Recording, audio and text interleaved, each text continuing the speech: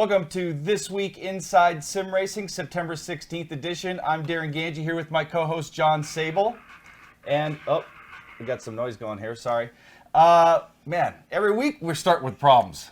Can you guys hear us? Is this on? Yeah, let's make sure you guys can hear us to begin with. Yeah, I think we're good though. So, lots to talk about on this show. We're going to be discussing a budget PC build that I actually just did for editing purposes for under $1,000. We've got the Thrustmaster 599 XX Alcantara rim here.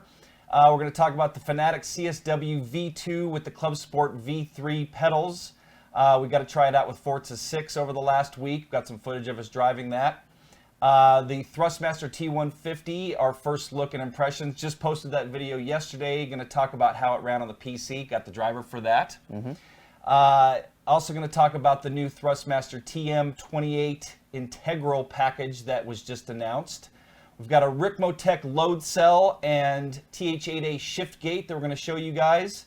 We're going to talk about the new iRacing dynamic track feature. We've got a video of 6 hours at Suzuka, which is really cool. It's a pretty cool video. Shows you how the line starts to build up.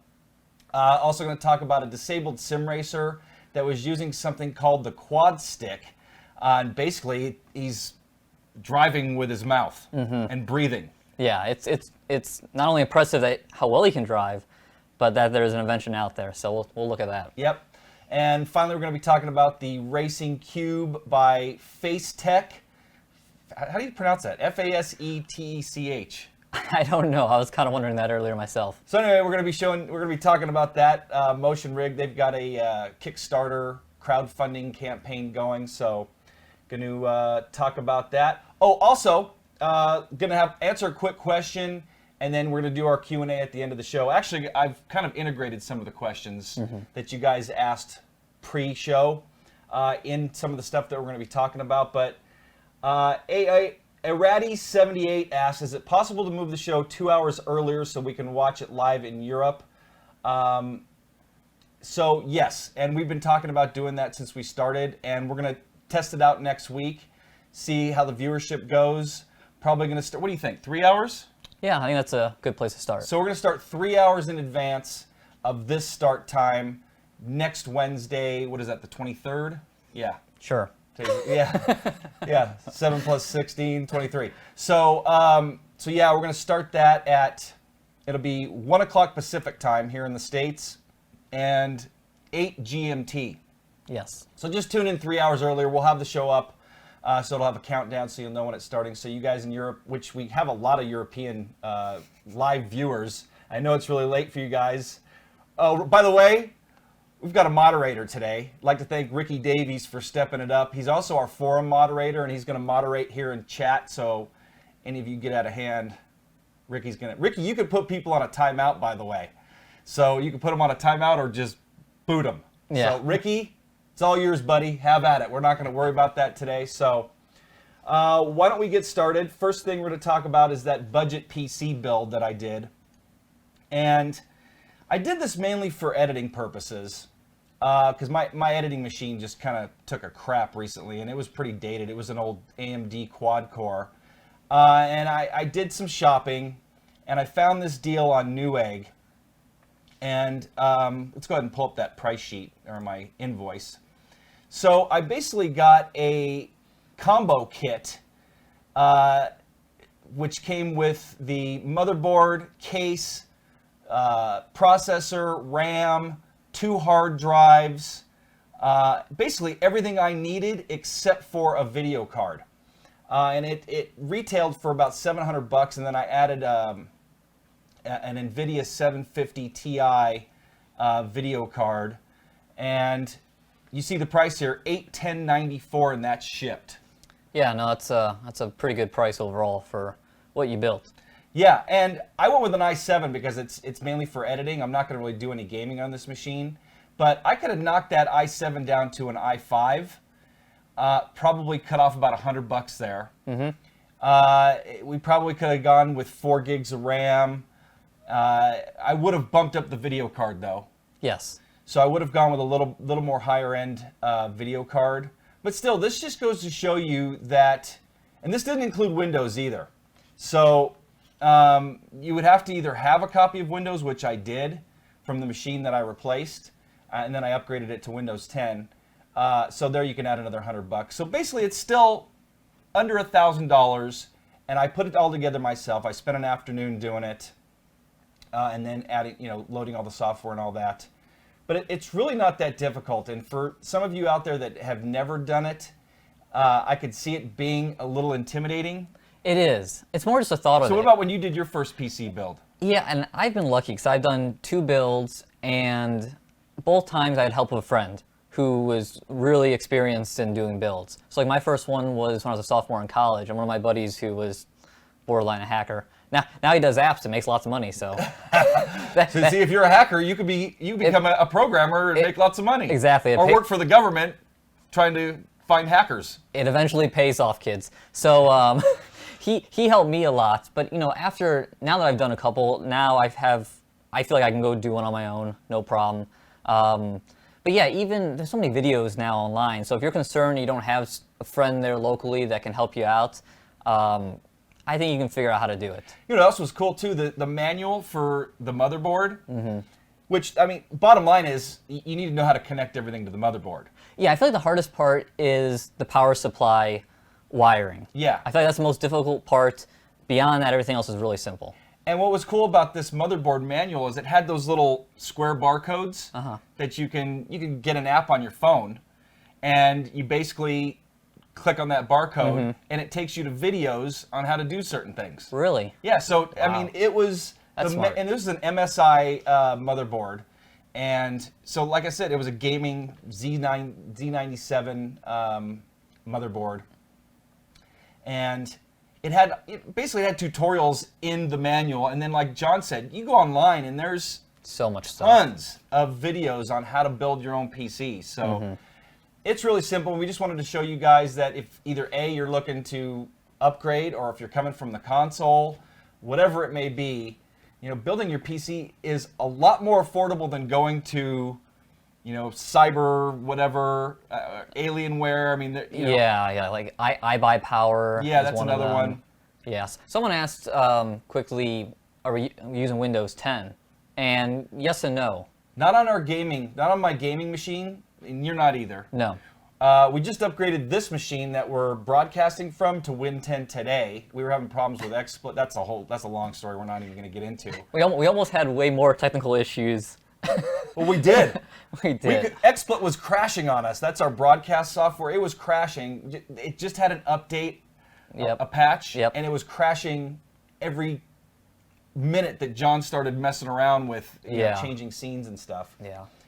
But we're back on the old version, so yeah, we're good. Yeah, so yeah, obviously we're good. We're broadcasting. By the way, thank you everybody for joining us. We love interacting with you guys and girls in the chat room, and welcome to this week's show. So anyway, back to that build. Yeah, that build's on Win 10. My racing machine is not yet. Neither is John's. But this machine that we're talking about, XSplit here, actually, let's show some. We'll show you guys some video. You'll see me driving it with the T150 later. That's the same machine we broadcast from, and that one's going to be on Windows 10. I've heard that people aren't really having any problems with drivers. Yeah, it doesn't seem like it. Yeah. So next up, iRacing dynamic track. Yes, and we're showing off a video here from, let me pull up the name, from Ronnie Fantini. It's from the iRacing forums, but it was shared from one of the guys on our forums, Edgar. I'm not sure. Okay, well, Edgar shared the videos with us, so thanks for that. And pretty much it's showing driving the HPD around Suzuka in a 6-hour race, I assume sometime last weekend. And this is the very beginning of the video, and as you see, the track is very clean. No rubber yet. No rubber yet. And this video has a little bit of length to it, so I'm going to jump ahead here. And here we are towards the end of that 6 hours. And as you can see in the corners, there's quite a bit of rubber put down. That's pretty awesome. That is. And I know this has been a feature in R Factor 2. And does any other sim Project Cars I don't think has that, does it? No, I think it's just R Factor 2 with the real road. So R Factor 2 is the only one that's got this so far. But it's really great to see now in iRacing. And then let's show the image of the marbles. Yes. Look at the marble buildup on the outside of the turn. Yeah, I mean that is just awesome. And I've heard some rumblings around the community that there were some issues with the new iRacing build. Mm-hmm. They had to come out with a patch right after they launched it, and so I mean this is a major change for iRacing. Yeah, and it seems opinions seem split all over the place. Like even I read through the forums on that video, and some people were saying, well, it shouldn't be that dark, and we're gonna pull up real pictures from Suzuka in that Formula One race. But then again, Formula One race is like an hour and a half race, and that's not a 6-hour race. That's not a 6-hour race, and it's more cars and an endurance race. So well, look at the end of the race. Let's talk Formula One really quick. Yeah. Look at the end of the race. What the winners do at the end of the race, they run off line to pick up marbles to make weight. Mm-hmm. Look how much rubber they pick up. Oh, it's an insane amount for Formula One. And I've gone to track days. Like when I went my first track day in my Camaro, mm-hmm. I was coming off track and I'm hearing all this rubber go up into the fender wells, and I'm like, what the hell is that sound? Mm-hmm. Well, I got off track and my tires were just totally rubbered up. You know, with chunks of rubber that just, because the tires get hot, yep. and then the rubber sticks. Yep. So, and that's just a track day. I can imagine, you know what, it's not going to be perfect, but I think it's a step in the right direction. And of course there's going to be, you know, little bugs and stuff, I'm sure, mm-hmm. you know, as time goes on. But I'm sure they're going to fix them. I mean, iRacing is really good about jumping on stuff like that and taking care of business. Yeah, and I mean, there has been some people who have been, you know, complaining. They want to know, like, it seems the dynamic track seems to do odd things. Sometimes when rubber's in 100%, it gets real slick. I guess people were saying in that race they got way more grip at 100%. So there are some wonky things going on, but it's the first update. I mean, for me personally, I go, this is awesome, and I understand if it's not working perfectly, it'll get there. You were just talking today that you haven't really had a chance to experience it yet. I haven't. We've been messing around with Forza 6 and other things. You've been editing. Speaking of which, we've got the G920 review coming. John is this close to finishing it. It's 95% done. The T150 showed up early this week, so we've been, you know, the Fanatec stuff. So I haven't tried it at all. I have not. Actually, I drove briefly for the T150. I'm working on the next level motion platform review edit. That's already filmed. But I drove iRacing briefly in the DW12 yesterday in a test session, so I'm not going to feel any marbles or rubber buildup there. So anyway, great things happening there at iRacing, and I'm looking forward to trying it in a long race. I'm looking forward to the next endurance race we run. Oh, a 24-hour race? Speaking of which, if the DeCarmo brothers are watching, guys, we want to get back to racing with you guys. It's been a long time. You didn't run Sebring with us. No. That was the last race I ran with them, but then we missed Watkins, we missed Spa. Mm-hmm. Is there any more? There's going, and iRacing... Nürburgring, Nordschleife. There should be that, hopefully, and then there is the... Aussie V8. Aussie V8, which we can just do that, you and I since do it that's like a 6-hour race. Cool. So next up, let's talk about this little beauty. Oh, and it's a beauty. We wish there was like a field cam. This 599 rim has the softest Alcantara I have ever felt. And when I was talking to my my contact at Thrustmaster, he was telling me how the same factory that does Ferrari rims and the Alcantara does these rims. Oh, I believe it. And it is just... Man, it is the smoothest. Again, the smoothest. I have a Momo here that doesn't feel this good. No, it feels better than the Momo. I mean, I know the Momo has a little life on it, but still. No, it didn't feel that good from brand new, though. Yeah, and I mean, the stitching is so clean on it, especially the stitching right here. I've seen this on other wheels kind of be a little meh. Do we have any images of it? But no, we didn't take any close-ups. Here, I'll show you guys closer here. But there, it's all. We do have a close-up picture on our Facebook and Twitter from last week, but it's hard to really see and appreciate unless you have it in your hands. Yeah, we're going to do a review of this rim. Somebody asked, as a matter of fact, hold on. I'll tell you who asked. Com Dinette. No, that wasn't who asked that question. Somebody asked, when are we going to review this? Or are we going to review this? And yes, we are.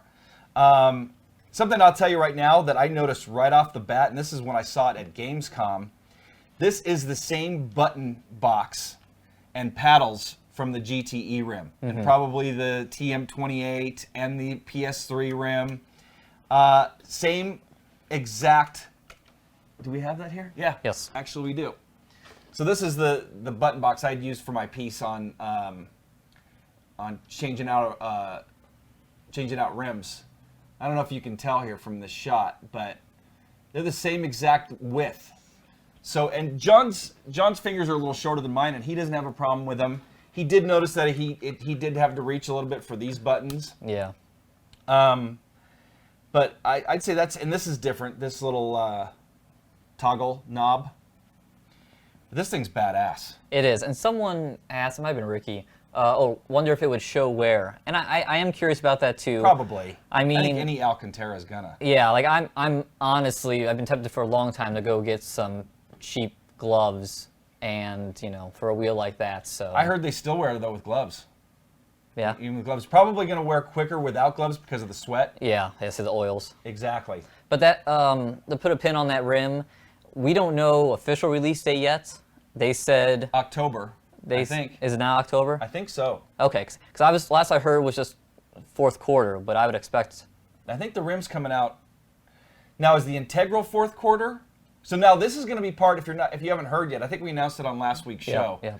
That rim is going to be part of the T300 integral kit, which is going to come with that and T3 PA pedals for $469.99 US dollar and euro.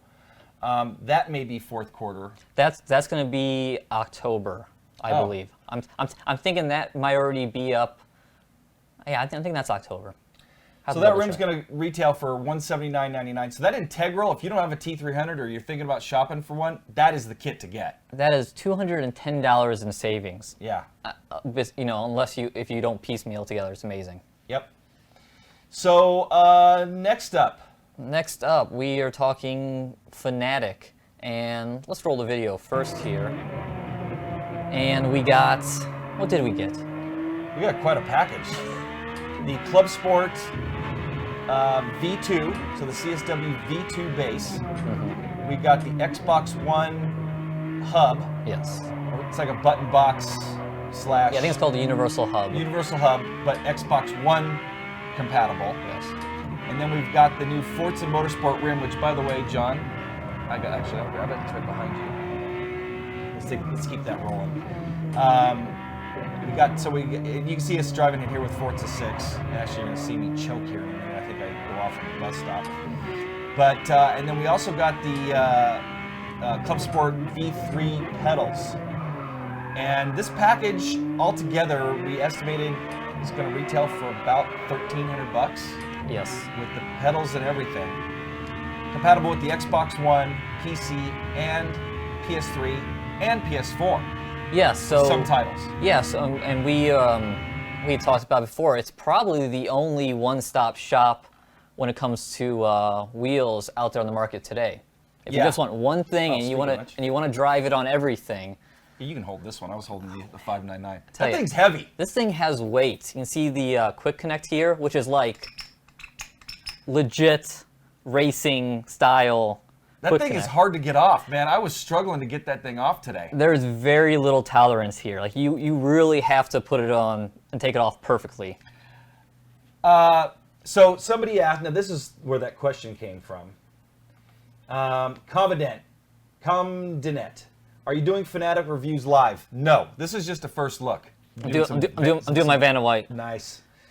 We'll see how well that plays for the European market. So no, we're not. This is not a review. This is just a first look. We're talking about our initial impressions with Forza 6. And John, what do you think? I mean, this is my first time using any Fanatec product, and I've always been curious. And I'm sure, especially with this setup. Oh yeah, and it's nice. Like I'm surprised how strong the force feedback is in the wheel. And then, of course, this whole setup. I mean, this just feels legit. When we unbox this, it's like, this rim is huge. Yeah. I think it's 330 millimeters, or is it 320? No, I think it was shy of 320. It's 320 or less. I think, as remember, we put it up against that 320 rim, and it was either the same size or a little smaller. Yeah, and talking about the 599, it's slightly bigger than the 599, so not too much. So I don't know how much you would really notice it. Yeah, it's definitely bigger. But it's a little bigger. So, as some of you may know, I had a falling out with Thomas at Fanatec for a while, and needless to say, we have buried the hatchet. That's water under the bridge. We had a long talk at E3 this last year, and kissing made up. And so when I talked to him, I said, when are you going to start sending us some gear again to review? And he said, we'll get you the CSW V2, V3, V2. Thomas sounds like Arnold Schwarzenegger. Anyway, so thank you, Thomas and Fanatec, for sending us this. My initial impressions. Man, I was blown away by how this thing felt with Forza 6. Yes. I like how the TX feels, but I felt like I was feeling more effects through this rim. The build quality, the buttons, these are probably my favorite buttons ever on a rim. Do you like the buttons? Yeah, no, the buttons are really, I always talk about positive clicks. I talk about it in every review. Me too. And yes, this is a positive click. Positive click. It's got like a glossy finish. I dig the rim. So this is a 70 millimeter bolt pattern. I'm going to hook up that Momo we were talking about. Also got a few other rims. I got a big old NASCAR rim. Actually, a big old NASCAR rim sitting around here somewhere too. But yeah, it was awesome. And the Clubsport V3s, now we got to do some dialing in on those. We do. The brake was a little touchy, but we were able to kind of dial that touchiness out. I think I may need to add a little dead zone in Forza 6, but I'm impressed. This thing's friggin' awesome. Matter of fact, this rim would fit on my AccuForce. Yeah, no, this is a great rim. This rim is only $100. So nice padding. Yeah, really nice padding. And there's also the non-Forza branded Alcantara version, or Suede, or whatever they use on their website. I think it's Alcantara. But they've always used Alcantara. But it's the same. It's the same rim, just different materials and without the Forza.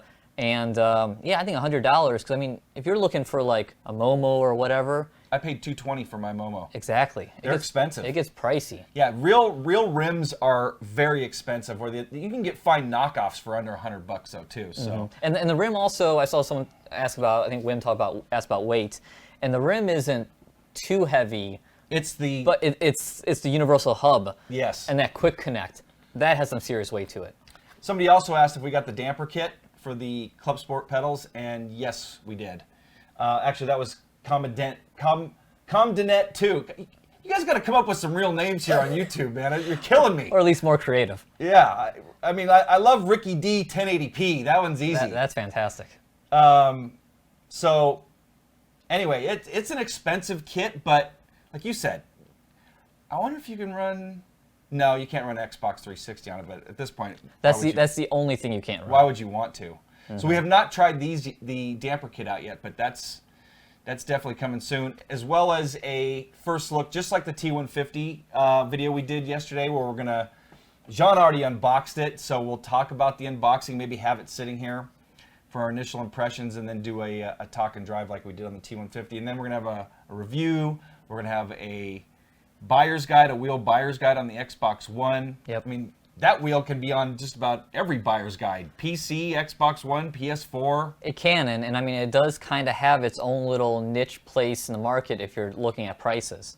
You know, it's more expensive than some of the more consumer wheels like the Thrustmasters, but it's below some of the direct drive wheels. So, yeah, it's if you can swing the money. I mean, someone asked, so it's $800 for the whole package. And just the wheel part. Yeah, just the wheel. Yeah, for the base and the wheel part. What's $1,000? I think the CSW. Correct us if I'm wrong. I got the price. It's $400 for the wheel and the hub. For the rim and the hub. Yeah, but how much is the base? I think that's like $550. Okay, so almost $600. So you're looking at almost $1,000. And that's US dollars. And now because of the VATs and exchange rates, it's like 20% more over in Europe. So, yeah, I mean, it gets a bit pricey. It does. But again, you can use it with every system. You use it with everything, and you kind of get what you pay for, and it's pretty. We'll tell you more about it in our review. Yep. This was like the week of Hardware. of the new wheel. Yeah, more For wheel. us, at least. I mean, the V2's been out for a little while. That rim just came out, so we were one of the first to try that out. But the T150, someone said they got no audio. It's not on our end. Nope, I'm still good. Yeah, it's not on our end. Try refreshing. Maybe somebody can tell me to refresh for us there. Sorry about that.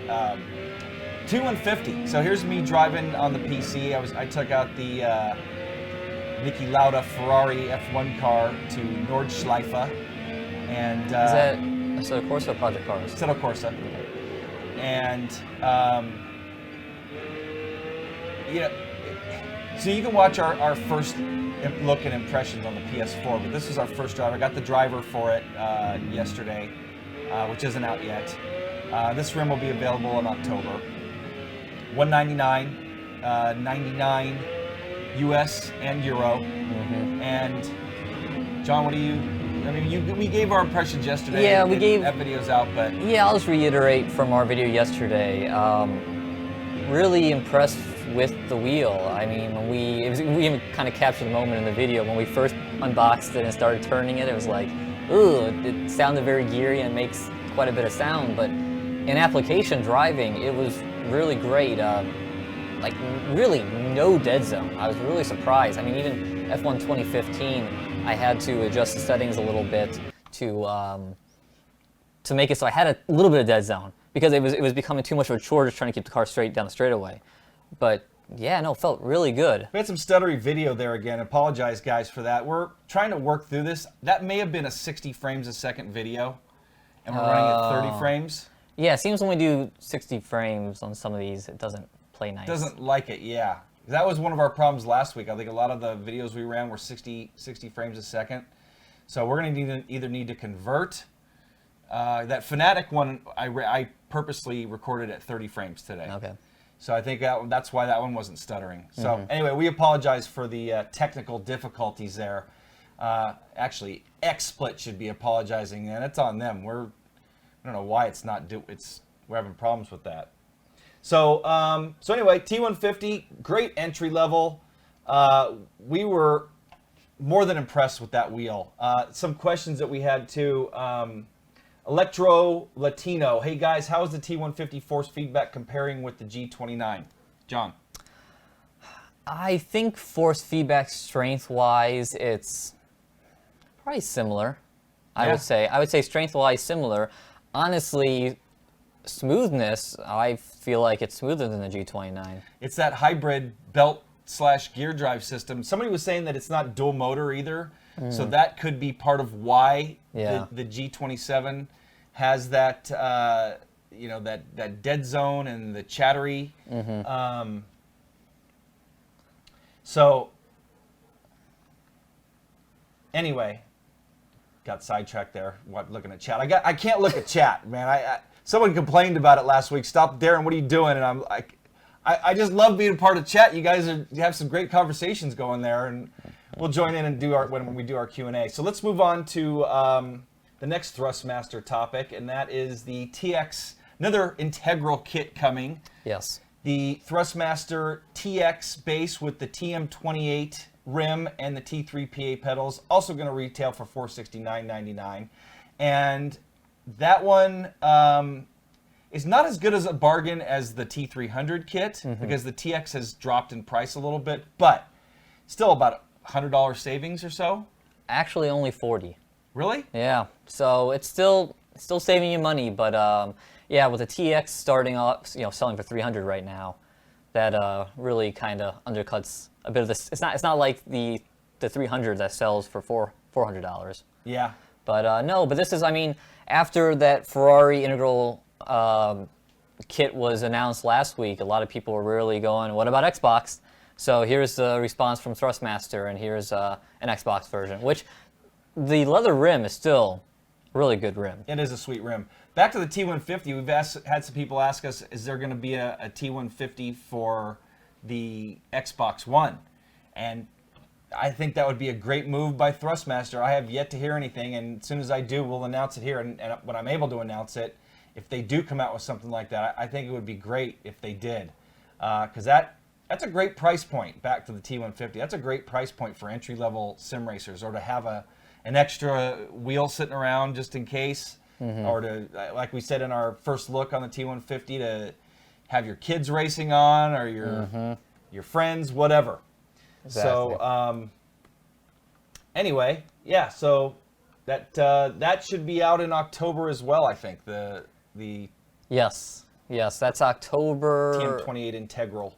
Oh, I know. Actually, it's like the last day of September, so it's going to be out even sooner. I was thinking the T150 is slated for October 14th, so that's partly Thrustmaster just has so much new stuff coming out. It's hard to keep track. Yeah, which is really cool. It's great for everybody in the industry. It is. So where's that Ricmotech stuff? Next up, we got some new Ricmotech goodies. There it is. I'd like to thank Frank at Ricmotech for sending us this stuff. Actually, John, I'll do Vanna White here. Vanna while you're White. looking up. John's going to look up their website here real quick. So he's going to do some browsing live. That's right. John's doing some live browsing here for you guys. Anyway, we got the LC500 V2 load cell kit. So this is basically a T500 load cell. There we go. Why don't you go ahead and pull up full screen so we get a little bit better view of it. So this goes for 160 or 170 bucks, and that load cell is going to work on the T500 pedals and the T3PA Pro pedals. And yeah, I mean, this is honestly, I've never used any, haven't really got a chance to use adapters on the T500. So I'm curious to see how much of a difference that this does make. I am too. So actually, let's go back. Go Back to us here. So it comes nicely packaged with a set of instructions. Frank has really prides himself at Ricmotech. By the way, you can go to ricmotech.com, RICMOTECH.com. Frank prides himself in value-added customer support. So I'm sure if you were having any issues with this, installing it or whatever, Frank would be there for you. Thing comes nicely packaged. Looks like it's got two urethane bushings. You can see the green and yellow right there. And everything, some zip ties, everything you need to get this going. So I'm really excited to try this out. Yes. And then the other thing we got from Frank, why don't you try to find this on the website while I'm giving you guys a quick look, is the short shift adapter for the Thrustmaster TH8RS and TH8A. Yeah, there it is. And this retails for $39.95, and basically it shortens your throw on the again on the TH8A or TH8A RS. I really like this product. It's a very simple solution to an issue. It's just a ring that goes over the top and yeah, shortens your throws. Yeah, I wouldn't even say it's an issue. I don't mind the throw on the TH8A and the TH8A RS. It could be shorter though. It could be. Now, I'm assuming you're going to need to go into, there's a software calibration, piece of software that does calibration on the TH8A shifter. You may need to go and change your throws on that too. I'm not sure, but we're going to do reviews of both of these coming soon, but we just got these. And I said the week of the wheel, but this was the week of hardware. We got this, the T150, on Monday, the Fanatec kit last Friday. So anyway, thanks Frank at Ricmotech for sending us that stuff, and we're going to be checking that out soon. So if you're interested in checking one out, go to ricmotech.com, and they've got them available. And now we're going to talk about the Racing Cube, which is one of the more fascinating things we've seen in a while. It is. Man, you need some room to make this thing work. Literally a room. So and you need a hardwood floor. Yes. So these are the guys from FaceTech, FaceTech.net. And it's a pretty interesting take on motion. So somebody's asked if we could try this out, and sure, I'd love to try it out, but I don't know if we're going to get our hands on one. You know, it's a trip. It says play seat at the top, but race room on the rest of the seat. Well, I think they might have worked together. Well, but Race Room's got their own product. Oh, that's right, they do. That's Maybe. interesting. It's got both logos on there. I Yeah. don't think there's a Race Room play seat. Well, We got another video on this too, don't we? yeah, we do. I don't know, maybe it's from... Doug209, that poor test guy. Hey, that's the inventor. I looked at the website, and that is his creation. Yeah, so yeah, I'm sure that's Live for Speed, by the way. Looks he's doing some drifting. Interesting concept though. Like, you know who that guy looks like, kind of? Tom Hackey, who used to be on the Oh, show a long he time does. ago. An older version. Tom Hackey, if you're watching, which I doubt you are, that's what you're gonna look like when you get to be my age. He is getting thrown around, man. He That is. crazy. And I mean, it's an interesting concept because in theory, it's the solution to what we talked about, even with the Next Level simulator, where to get G's, you gotta get movement. You gotta be thrown. And It's probably creating at least a fraction of a G-force, yeah, wouldn't you think? I would say so. It moves pretty quickly. I mean, they talked about they got 3 servo actuators going, and they look like they have some pretty decent specs on it. But So they've got a Kickstarter program, and they're looking for just a little over $100,000, and they're at about $7,200 with about 20 days to go. it's a little bit. They're a little bit ways. shy. Yeah, they're a ways away. I think that's I mean, I wish them luck, but that's a lot of money to come up with on a Kickstarter. It is. But the interesting thing is, I looked at some of their donation levels, and they're the highest level to get kind of the best simulator was only 2,200 euros. So that's about 2,500 US dollars. So it's kind of like, that's interesting. So that's how much it's going to go for, to come with a seat and everything? Yeah, I think that's kind of the in theory price. So Interesting. it's interesting. So yeah, you can check them out at FASETECH, facetech.com or .net, and that is the Racing Cube. Yeah, I'm interested to see if that thing's going to actually make it to the market, and I wish them luck. Yes. So anyway, we'll ask you guys some more questions about that maybe at the end of the show, because we're getting actually to Q&A, which is becoming my favorite part of the show. It is a lot of fun. I love Q&A. Actually, we're on our last story here. We are. Talk about a feel-good story. This was really cool to see, and we mentioned it at the top of the show. This guy goes by 4-Wheel Gamer, shared this video of himself racing in project cars using only his mouth. As a matter of fact, Ricky, our forum moderator, posted this story in our forums. So that's where I first caught wind of it. I saw it at Virtual R. I think, Wim, you probably have it over at your site too, I would imagine, at BSim Racing. And man, what an amazing, this is just really cool to see somebody that's a quadriplegic. And this guy's got Duchenne muscular dystrophy, and that prevents him from using his hands for gaming. And he's using this thing, it's called a QuadStick. And you can find it at, what's the website address? Don't know if we have the website. I have to look Just that hold up. on here. Yeah, I'll look that I'll up. look it up here real quick. Quadstick.com. That's it.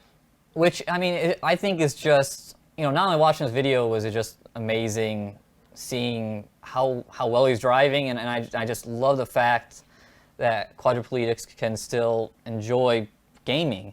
And but it's awesome that someone went out there and made this. Yeah. I mean, just fantastic. It is. And speaking of gaming, let's show he's playing Watch Dogs with it too. So not only can it be used for racing, but he's able to do other forms of gaming with this peripheral as well. And he's gaming way better than I ever would with my hands. Yeah, I mean, he's good with it. Yes. But no, it's amazing. I was reading on it, and pretty much it's controlled through the location of your lips, and then it also has some, I forgot what they call it, but like breath sensors. So you breathe, and they have 3 different tubes that can sense that. And then I think it also has some position of the jaws. I think when he was accelerating, he was closing down on his jaw, and then when he was braking, he was releasing it. But yeah, just amazing stuff. It is amazing stuff. And so you can check his YouTube channel out. Go to Four Wheel. Just do a search for Four Wheel Gamer, and it'll probably come up. But yeah, that's a really cool story, and really cool to see that somebody that has a handicap like that is able to sim race. Yeah. And he's doing pretty good. I mean, this is one of our favorite test courses, the California Highway. And he's in a Mitsubishi, and he's running pretty good. I'm wondering if he has any assists on, and if he does, I mean, who cares? Who cares? Yeah, I mean, he's running with the racing line on, but hey, he's getting around the track. I mean, I think it's really cool. Yes. No, that is just fantastic. I love this video and this story so much. Me too. But anyway, are we time to move on to Q&A? Well, we got the what we've been driving. Oh, okay. Let's talk about that really quick. Let's talk about that. So, what have I been driving? We've been doing so many videos. A lot has been focused towards that. Like Darin said earlier, have the Logitech G920 review 95% done. And so for that, I was driving on the Xbox One and Project Cars and a few of the Forza games and F1 2015, which felt really good on that wheel. F1 2015, I mean, if they can get past some of these bugs, the game feels good. I do like how it feels a lot. Yeah, I do too. But and then so outside of Xbox, on the PC, I tried out R Factor 2 with the brand new Bathurst that came out, and also jumped in the Corvette. Do you want to give us your impressions of that, John? Yeah, there was. I saw and Wim. We're not allowed to talk about R Factor 2. Yeah, sorry, Wim, for bringing this back up. I read that discussion. But yeah, Wim. Sorry you got drawn into that whole war of words over on your side. I read up on it, but then there was some guy. I'm just gonna say there was a troll over on a couple on Virtual R saying, we don't know what we're talking about when it comes to R Factor 2. Don't even report on it. You guys are biased. Blah blah blah. So I guess maybe we shouldn't talk about R Factor 2. I guess not. But I mean, I will say I haven't spent nearly enough time with R Factor 2, but partly that's because there's been other titles I would rather drive, to be quite honest. So I did fire up Bathurst, and unfortunately that didn't sway me any more to the positive side. I guess it's the same Bathurst that's in Project Cars, which when I was driving, I was like, this feels familiar and it feels a bit off. And then they said it was from Project Cars. And honestly, overall, I like Project Cars. I know, you're giving me this look. The Wim, oh man. Oh, that's so funny. But I say, honestly, overall, I've been pleasantly surprised with Project Cars, but their tracks really hurt it for me. You don't like the California Highway? I like that, but I just don't like their Spa, I don't like Bathurst, I don't like the Nürburgring. It feels off. When I've had laser scan version in iRacing or Soda Corsa. Now, let me ask you this question. If you had never tried a laser scan version, it might be okay. It might be passable. Would it be a big deal? Potentially not. Because back before iRacing came around, none of us were driving. Actually, there was 2 tracks, Eastern Creek and Oran Park, I think it was, on R Factor, that was done by a guy that laser scanned it. And it was awesome, but I wouldn't have known the difference if it was laser scanned or not. Yeah. I mean, it was one of my favorite tracks to test R Factor 1 stuff on. Yeah. But I'm kind of on the fence about. I mean, I think it's laser scanning is great, and I think what it does is it puts everything into perspective. As far as like where things are off the track, and the width of the track, and the radius of the corners, and all that stuff. So it really makes a difference. And to be fair, I'm definitely not a laser scan snob, because we did a test drive of Zandvoort in a Soda Corsa, the first track in a Soda Corsa that isn't laser scanned, and it was good. Yeah. Like I had no complaints with it. It fooled me. Yeah, me too. And it makes you wonder if any of these other developers are going into iRacing to verify the accuracy of their tracks. I would. I would too. Well, and another example, something else that I fired up this morning. Spa came out on Race Room and went what'd you there. think of that? I did a few laps. Felt good. It feels like the Assetto Corsa and iRacing version. Which are both laser with a both laser scan, which is good. It looks pretty. The game runs like crap on my system, but but no, I mean besides that, I mean it looks good. So what have I been driving? Pretty much Forza 6 the last week. You saw me driving a Assetto Corsa. Actually, I drove a bunch of stuff with the T150 just yesterday. I drove Live for Speed in that motion. I was doing some testing for the motion platform because we're just finishing up that review. Live for Speed, Project Cars, Assetto Corsa, iRacing. It was great to get back into Live for Speed. You still haven't tried it. You need to try it. The force feedback I noticed wasn't as strong as some of the other titles, even with that T150. But the motion felt great in it, and it would be great to see them get back into the scheme of things, because the tire model in Live for Speed, in my opinion, and just physics in general, is one of the best. So that's what I've been driving. So now we're gonna get on to some questions.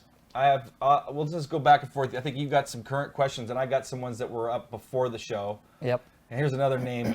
God, man, you guys are killing me with these names. Rorschach, I think. Yeah. Hey guys, thanks for doing the show. You're very welcome. Thank you for watching. Have either of you heard of the GT Planet Endurance series? Have you? I have. I've heard of it, but I don't know what it is.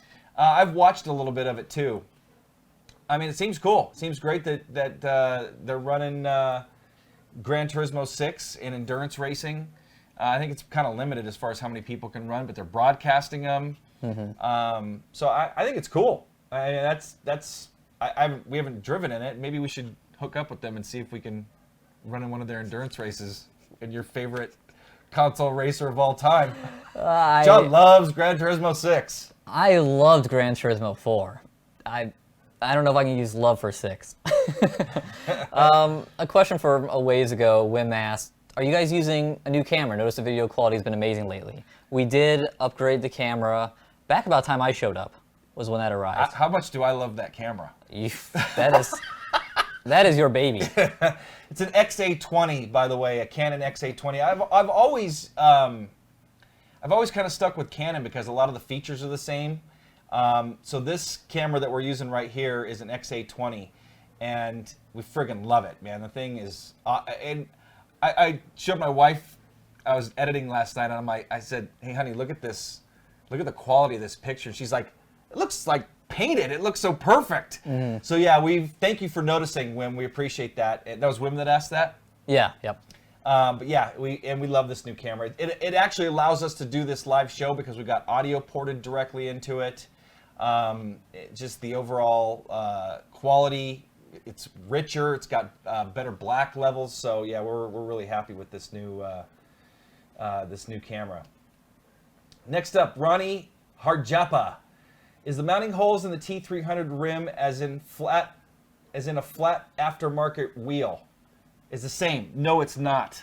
So he's talking about, is this bolt pattern the same? This is not a 70 millimeter bolt pattern.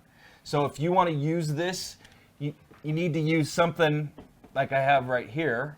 As a matter of fact, get to do some visuals with some of these questions. I love it. This is an adapter from Sim Racing Hardware. And if you guys can kind of see it on there. I did a piece on it. Do a search on our channel here for aftermarket rims. You need this adapter to be able to adapt to 70 millimeter rims. So hopefully that answered your question. That adapter goes for about 40 bucks. You can also get a Derek Spear Designs adapter, but then you lose all button functionality. And honestly, that adapter really will only work on like a 28 centimeter or 280 millimeter, maybe 290 millimeter top width, because any further out, you're not going to be able to touch the paddles unless you do some kind of modification. Yeah. Just seeing here. You're about to laugh. Well, Ricky's starting a merchandise chant in the text.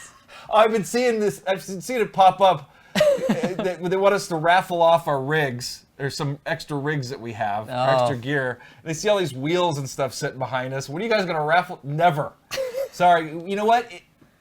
Well, let's not say never, but No, we're not allowed to do raffles. oh, we are. Oh, No, it's for legal reasons. We're not allowed to do raffles.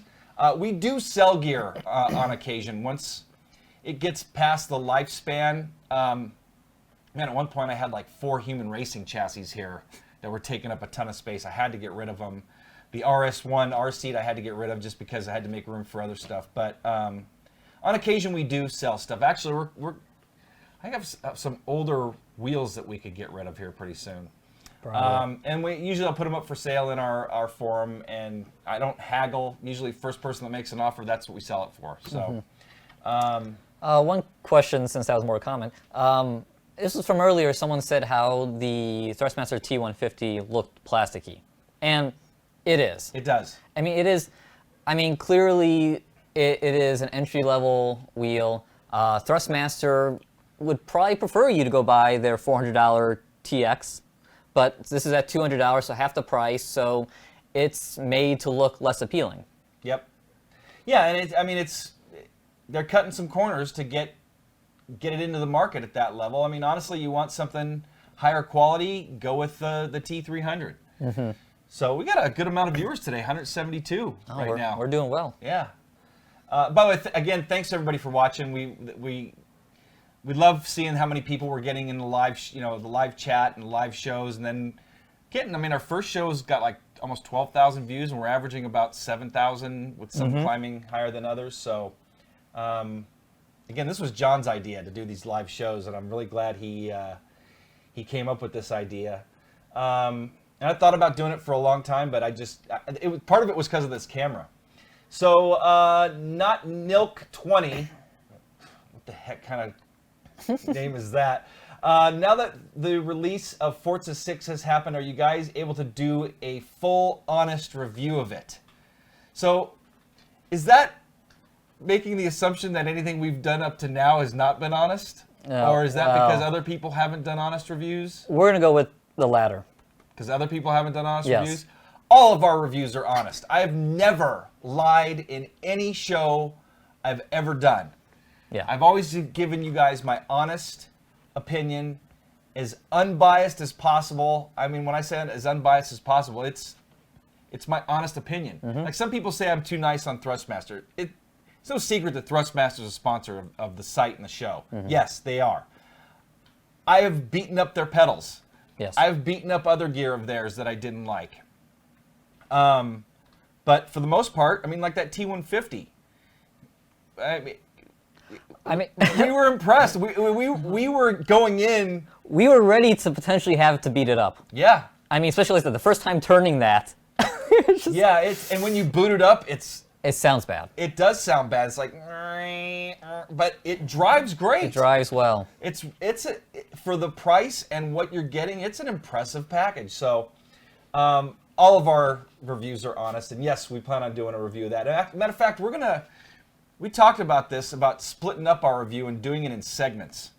So we want to review, and we're talking Forza 6, we want to review the new league racing functionality, which, by the way, I ran my first official league race and won it.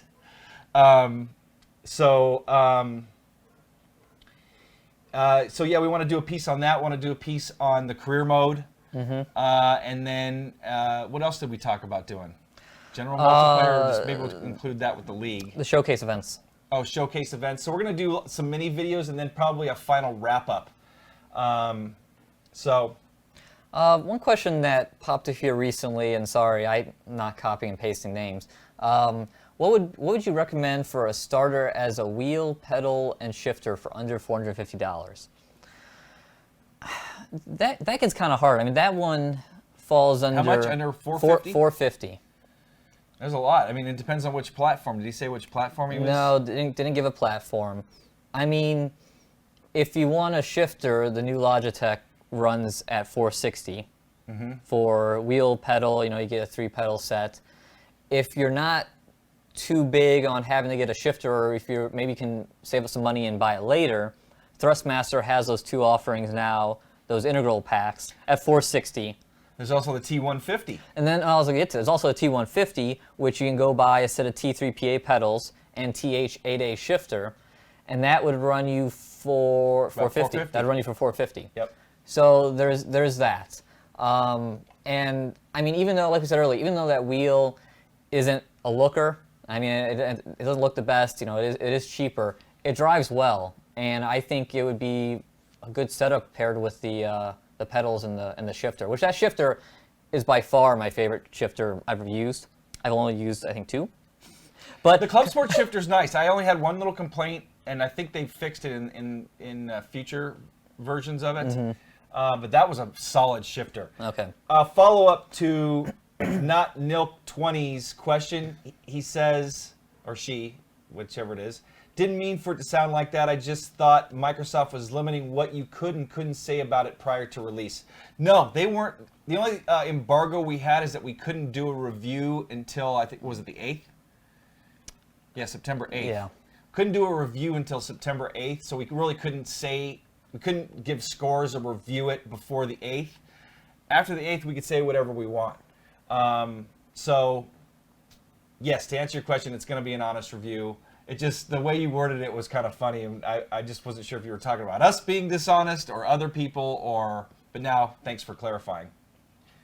John? Well, I say someone was asking if we could put the TM28 rim and 599X rim next to each other, but we don't have.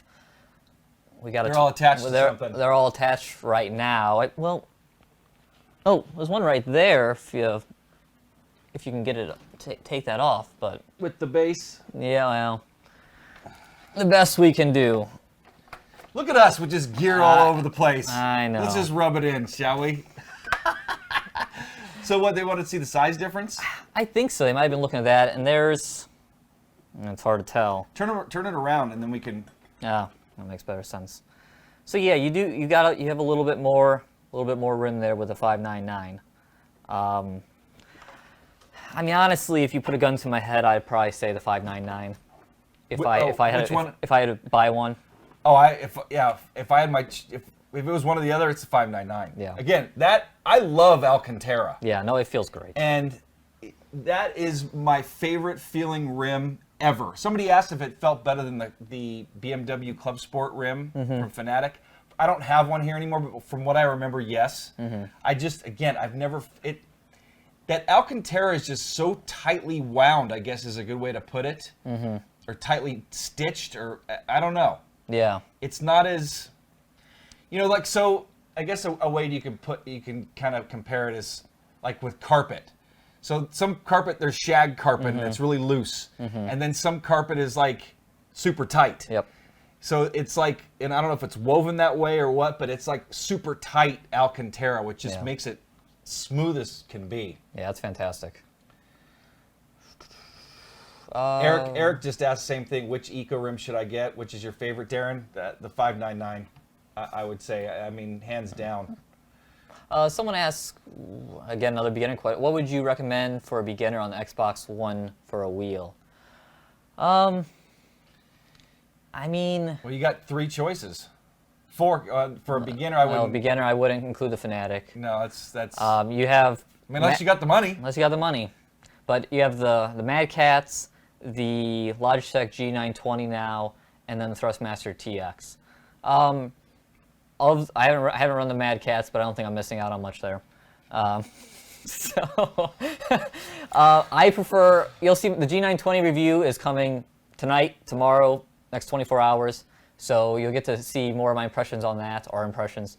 But I would go with the TX myself. I would too. It's better force feedback, and there isn't nearly the dead zone and gear. It feels good. It's a good setup. Better pedals. Better pedals with. But now here goes back to that new package. That TM28 package is $469, where the Logitech G920 is $399. Yes. So basically, for $70 more, you're getting the T3 PA pedals, the leather rim, and the TX base. And now you're out of shifter, but you don't really need a shifter. I mean, you can run without it. Yeah, it's nice to have a shifter, but I mean, honestly, I probably only use a shifter about 10-20% of the time. Ricky, you like the look on my face about the Mad Catz? Hey, I think I need to go get the Mad Catz. I'm gonna go grab the Mad Catz. Okay, you go get the Mad Catz. I'll hold down the fort. Someone asked, how do you feel about EA's pricing on the new Need for Speed, $70 on the PC? You know, I kind of see this as a trend that's probably going to continue as we go on and inflation and whatnot. Prices seem to go up more and more. I know 60's kind of been a standard, even 50 sometimes. So I'm not surprised by 70. One thing though, I thought I heard Need for Speed got delayed. So I'm curious if you guys can confirm that or not. John, what do you think of them paddles? Oh my God. Mashed potatoes. That's these paddles. John loves the Mad Cats. You know, I hate to beat up any piece of hardware on the show. It should be priced against Entry level, the it gets a T150. T150. Yes. It should be priced at $200. At $200, this is a good Yes. setup, no doubt about it. But when it came out, it retailed $399. You just saw it today, didn't you check for it? $370. Yeah, that is just priced way out of range for what it's worth. So I got to. You answered the question. I answered right? the question. Yep.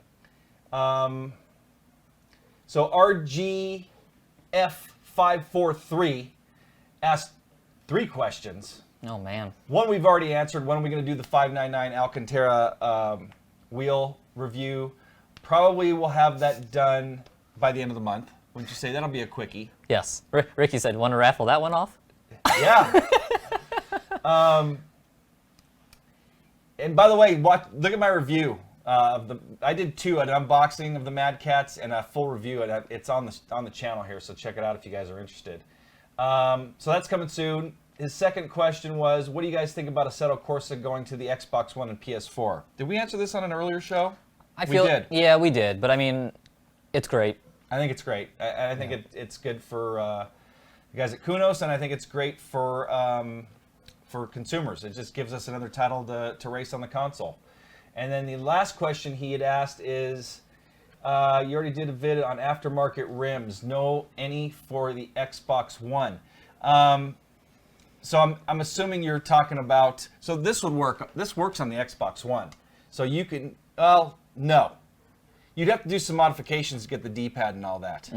But as far as a turnkey kit, there's a guy, Steve Spenceley, that hangs out in our forums. He's there. You just look around, you'll find him.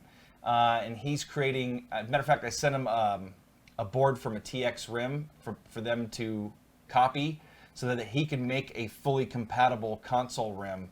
So, but is there one out there? No, not as of yet that I know of.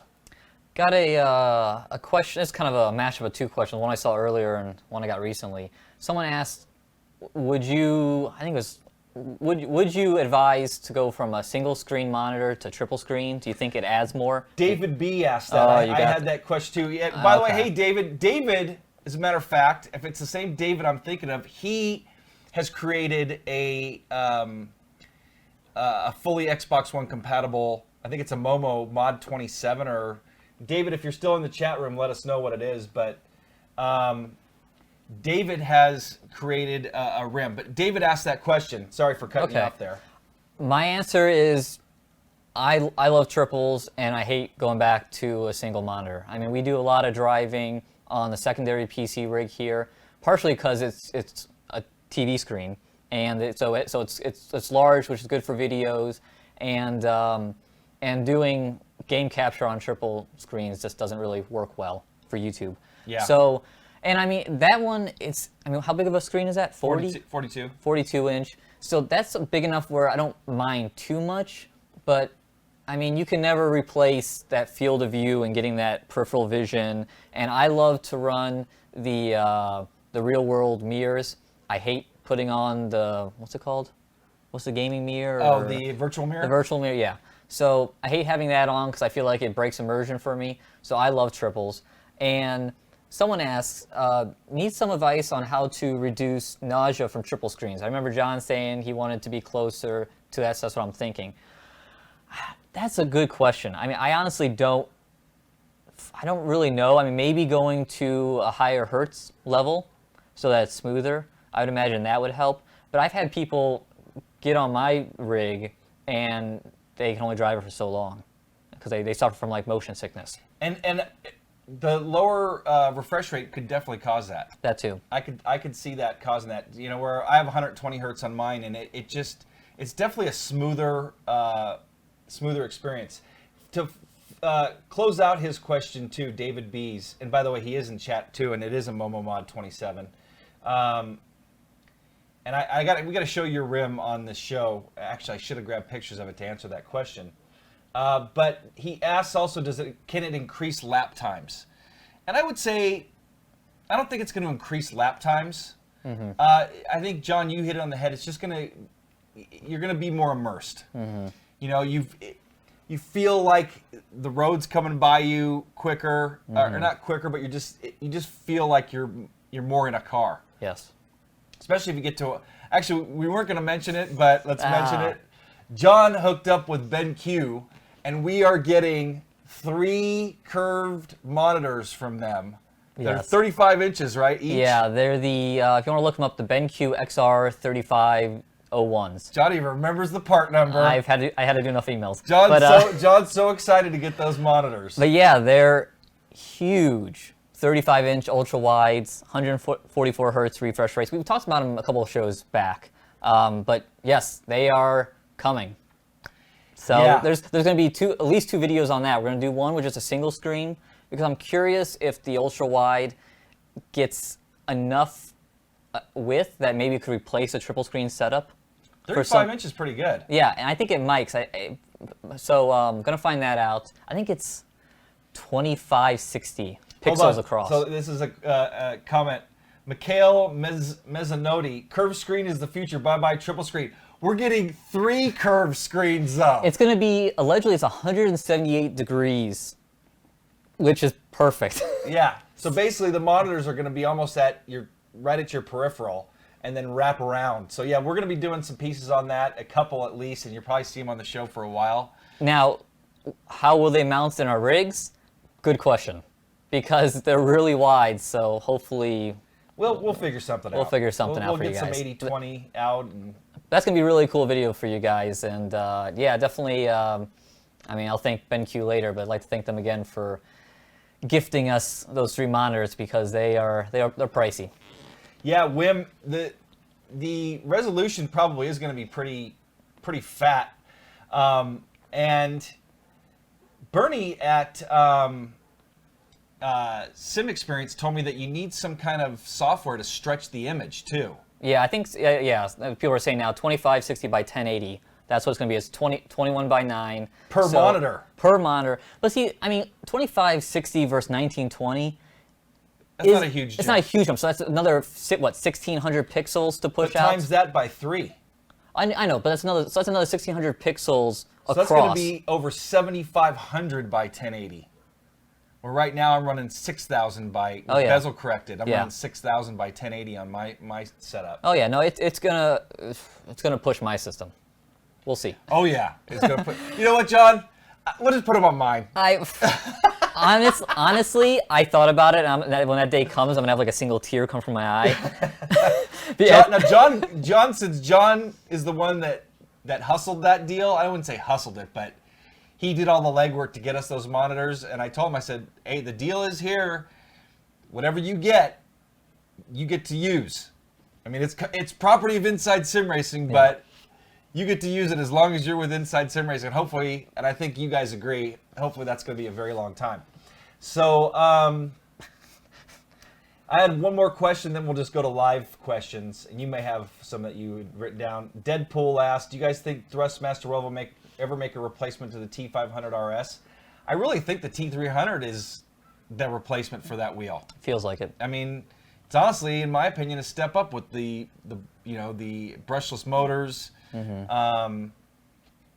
For the most part, it's not much different. Mm-hmm. So good. That's a great question. I have not heard. They're coming out with so many different things right now, but that's one thing they have not told me. And again, if they do, as soon as we find out, we'll let you guys know. Well, quick comment from William Cook. He said, what did he say here? Oh, 4K end of thread. Couldn't imagine 3 4K monitors. 4K triples, he said. Yeah, too. no, I don't even know how that'd be possible. But anyway, back to the question that I had queued up here. Someone asked, do you think the CSW V2 is an upgrade over the T500 or stick with the T500, which is what I have? Limited time, I would imagine it's an upgrade. Yeah, it is. It's an upgrade from the Because like we said, T500. T500, T300 are pretty similar. Yeah. Again, we need more time with it, but I mean, it really depends on what you want to do with it. If you really want to cross-platform race, Xbox One, PS4, and PC, then yes, it's definitely an upgrade. The mechanism is definitely an upgrade. It's one of the smoothest mechanisms on the market. I mean, when you turn the wheel, it's just smooth as butter. Yes, it is. So, still no changing subjects here. Mikhail Mezzanotti again asks, still no review of the W stand from our seat. Yeah, we can't really do a review of it if we don't have one. I don't mean to be sarcastic with you, but no, I asked them a few times and they honestly didn't even answer. We'd love to review it. It looks like a great stand. But if we get one, we'll review it. You guys got some more questions? Let's see if I can find some here. Yeah, I'm trying to. Like I said, I love Q&A. I could sit here for hours. And if you had a question earlier that we missed, if you want to repost it, that'll be easier than us scrolling up through. Here's one. I don't know if I want to answer it, though. Nathan Marcy. Have you rage quit before, and what was your worst? One of my rage quits was actually on video, so I'm just going to leave it at that. Needless to say, I don't have the best reputation for being, I mean, I don't think I'm a bad guy in person, but I can be kind of an ass sometimes when it comes to chat rooms. And a lot of it is just, I guess I fall into traps from trolls sometimes, and I've let them get the best of me. And so some people just despise me because of some of the things I said. And the bottom line is I'm just opinionated. So back to my rage quit. It wasn't even really a rage quit. It was just a frustration quit. It was a Daytona, 2.4 hours of Daytona a couple years back that I recorded. Somebody from Daytona laughing out loud. Exactly. Anyway, I'm not proud of those moments. But anyway, I think part of why I didn't even need to show that video, by the way. I think part of it was just, I wanted to show, what I wanted to get across in that video was that how intense it could be. Yeah, and that's what, I mean, I was just a fan back then. That's kind of what I took away. That I was kind of like, well, why'd you show this? But I know what you were getting at. That's why I showed it. Yeah. I mean, I didn't want to show me No, you're showing getting so pissed off that I was flipping off the screen. And that's right, you're showing how intense it is. yeah, and we even ended up having the guy on the show. Yep. Later on, and we ended up giving him a button box as an apology. Well, I can't think of his name. Anyway, let's change subjects. Yeah, Wim, we had our share, Darin, even with each other. But we proved we can get over. That's right, Wim. Someone asked about, I believe they're asking about private sessions, if they would run with us on something. Oh, if we would do basically some training sessions. Oh yeah, I'm not quite sure how our schedule's going, but it would be good if we got maybe some Inside Sim Racing hosted sessions going at some point, and maybe we can talk about some training or whatnot, or have lots of people jump in, which is the best way to do it, since there's plenty of fast guys out there. Yep. I'm going to comment on something. Flying Finstar Racing, that dude was just holding his line at Daytona. You know what? You're absolutely right. He was holding his line. Yeah. He wasn't... He was doing the most frustrating defense of the position because he was being defensive. Because you didn't have the speed to get him down the straightaway, Exactly. even though you were faster. But yeah, now I understand. Let's see. I'm trying to think if I've ever rage quit. I don't know if I've ever really been mad at someone else. I've been mad at myself. I know there's times I've crashed, and it's how do I run out of this simulator as fast as possible? Yep. Here's Mr. Alaska Kevin repost. Are there any wheel and pedal setups that are compatible with both PS4 and Xbox One? And if not, are there adapters to make a setup compatible with both consoles? Actually, you must have come in late, but the Fanatec, this This is setup, the only one. yeah, is compatible with the Xbox One. Now, this is not compatible with the native PS4, so you're not going to be able to use this in the PS4 UI, but in game, so you have to navigate with a gamepad to get in, but you can use that, and we haven't tried it yet. We will. You can use that on a PS4, so that answers your question. And there was another question. Oh, we're getting a bunch of stickers, so questions. I'm gonna give that one to you. People just want stickers. Well, we're gonna start up a store soon, so And soon by like hashtag months. soon. Months. Yes. This is perfect opportunity for a hashtag soon. I used it the other day on Facebook and Twitter about our T150, but we failed because we released that video this week. A true hashtag soon means it doesn't come out for at least 3 months. No, you're putting a date on it though. Okay, at least 3 to As soon as possible. 3 months to 3 years. 3 years doesn't even fully cover some things. By the way, Sports Gaming Network, you just asked a question and it was blocked. And the reason why is we've got a filter for Jessica's name. Because a lot of times there's just some nasty, perverted comments about Jessica. So I just filter them out. And if they're not bad, I'll let them go through. And he asked, have you guys ever thought about maybe inviting Jessica as a guest on a live stream? Yes. As a matter of fact, I have. I talked to her right before we were going to do our first live stream. I'm sure she would be up for it. Get her in for a live Skype conversation. And awesome. yeah, it'd be great to have her on the show just to kind of catch up with her. It wouldn't really be sim racing talk. It'd just be like, what's up with Jessica? Yep. But yeah, I miss Jessica. She was an integral part of the show and the growth of the show. And yeah, definitely would like to have her on. Yep. Someone asked about if we're going to have rigs of the week, and I mean, I'll say it right now. If any of you guys have some really sweet setups that you want to share, hit us up. Yeah, we did one. We did a Vengeance setup on the show. I wouldn't even say a rig of the week because Yeah, we're not really planning on doing it every week. No, but every once in a while. Once a month, Sure. maybe. You know, we'd like to have, or just when we find some cool stuff. Biggest thing, we'd like to have video and lots of images. And if we get that, then you know we can do something. So I think we're getting close to wrapping it up. We're at 1 hour and 20 minutes. Yes, someone asked, I think the Abutter Revolution is the best all-around cockpit. What do you think? I have an Ozone, which overall I've liked. What's your opinions? I don't know if you would say best. It's one of the best for sure. One of the best. Yeah, I'd say it's definitely one of the best. The R-Seat RS1 was one of the best. My JCL Sim Racing, To Be Faster, is probably my favorite. So anyway, have we considered some ISRTV host, Liam's Garage, have we considered some ISRTV hosted iRacing sessions? Yeah, we could do something like that. And that goes back to the question asked about, you know, could we do some private training sessions? Sure, we could do that. We're not the fastest guys, but we could definitely help you with, you know, finding your line around the track. John's more of a setup guy than I am. I'm not a setup guy, but I can definitely, you know, help you work on your line, your braking points, you know, where to accelerate through a corner, stuff like that. But yeah, and as a matter of fact, we used to hold some big events through iRacing. March on Michigan, the 120 Minutes of Thunder at the Glen. And I'd have to get in touch with iRacing about doing those again, but I'd like to do some more of those. Maybe even use another title. You know, we get a big server, you know, a server going, and Are you reading again? yeah.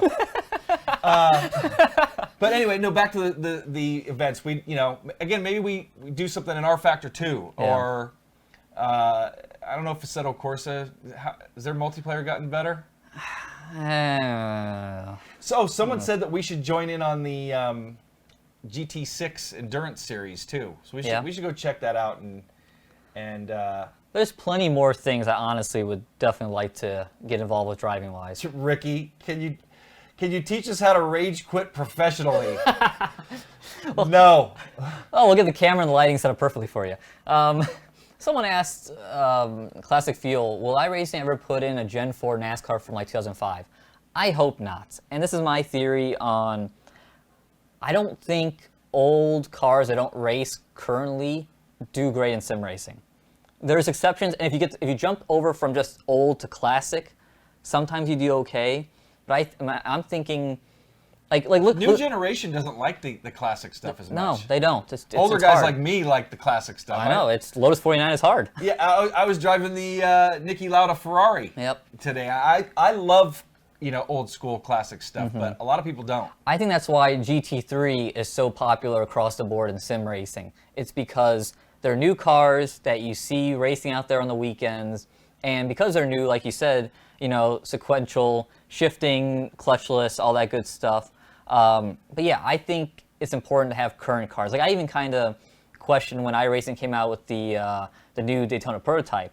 That car is going to be history in 2017. It's gone. It's only racing a few more races this year and then next year, and it's gone. And I don't know how much people are going to be interested. People are going to be looking at wanting the brand new P2 cars. So I don't know. It's hard. I feel for these developers when things change constantly. Couple things I wanted to point out here in chat. First of all, No Name Ear. Can we say hi to his son Jordan? He loves your show. Hey Jordan, how's it going? Assetto Corsa at Race to Play runs fine. Have you ever been to Race to Play? No.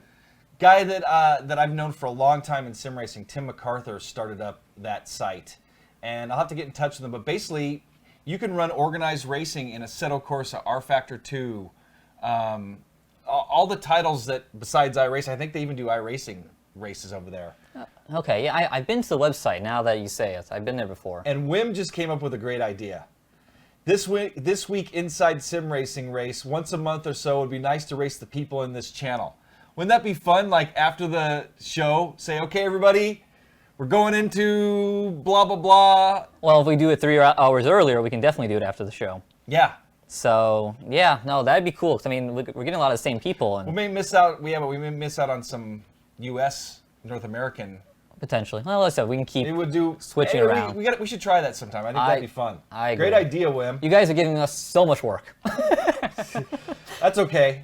We'll just give it all to Ricky. It's okay. Ricky, matter of fact, he just mentioned GT Legends was awesome for old cars. I just booted that up just last week for the first time in forever, and drove it with the AccuForce. Mm-hmm. And it was pretty cool. Did you see me? Yeah, you saw me run it briefly. The UI stretched across 3 screens was ridiculous. I think there was a mod for that to fix that too. But let's take one more question each and then wrap things up, because today's my wedding anniversary and my wife is probably home by now, so I got to get going here. I do not have one lined up. What do you got? Let's see if I can find one here.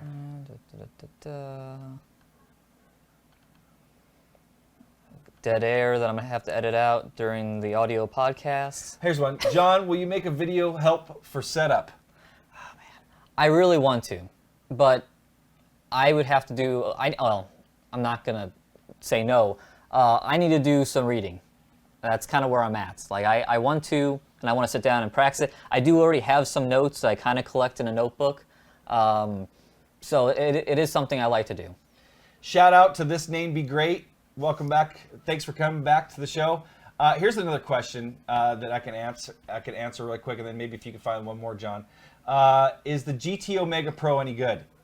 You've tried it for your first time. That's the chassis right there. That's what I was running with the... actually, here, show you some footage of it here while we're talking about it. Yeah, I like the GT Omega Pro quite a bit. It's just a really comfortable and solid rig. I mean, that rig has, I don't think I've ever noticed any shake in it. It's solid. So it is solid, and I love the GT Omega seats. I mean, that's definitely a huge fan of them. Yeah, it's a quality rig, especially for the price. And you can get the Supreme, I think, with the triple monitor stand, mm-hmm. which I did a separate review on, and it's a quality stand. So I recommend it. I like the GT Omega Pro, and that we're going to be doing the art cockpit soon. We're waiting for them to launch their U.S. site, but we'll be doing that soon. But that's a quality rig for entry level. It is. It is. One more question, then we'll wrap it up. Yeah. Question comment I got. Someone asking, please do more F1 on Test Drive Tuesday, and certainly, honestly, we really try to do a test drive every week or every Tuesday. We aren't always able to, but gonna keep trying to do more test drives. Might not be on Tuesday. Like, I think I'm gonna try to knock one out this weekend with the Fanatec, trying that out in Forza Motorsport 6. And I drove the F1 car already on there, so I'll probably drive something else. But yeah, definitely going to try to do more test drives. Want to get into iRacing, do dynamic track. We talked about us doing a longer race, and both racing and then doing a split screen ordeal where you can watch both of us at the same time. And that'd be fun. Thank you very much for the wishes on my for my anniversary. Appreciate it, guys. So I think that's going to wrap. Oh, last question. Someone was asking about the next level. Mr. Alaska Kevin asking about the next level racing wheel stand. Is it the best wheel stand you've ever tested? Honestly, yeah, it is. It's the most stable wheel stand. You haven't even tried any wheel stands yet. Nope. You've tried it attached to everything else. Yes.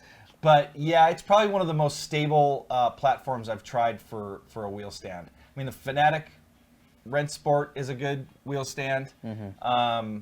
The GT Omega wheel stand is good. So anyway, next week, again, remember we're going to start 3 hours earlier. Yep. So on the 23rd, right? Yeah, 23rd, we're going to start at 1 o'clock Pacific, 4 o'clock Eastern Time, and 8 o'clock GMT. Yes. 8 o'clock PM GMT. And if you can't remember, Twitter, Facebook will put times out there as well. Yes, we will. Yeah, we'll probably even post the show earlier, just so you see what the countdown is, so you guys can be aware of it. So anyway, that's going to wrap up this week Inside Sim Racing, September 16th edition. Thank you all so much for joining us and giving us lots of great stuff to talk about. We had a blast again, as usual. Again, that's my favorite part of the show, doing Q&A. And thanks again for the well wishes for my anniversary today. I'll tell my wife you guys said happy anniversary too. Appreciate that. So for John Sable, I'm Darin Ganji. We'll see you guys next time.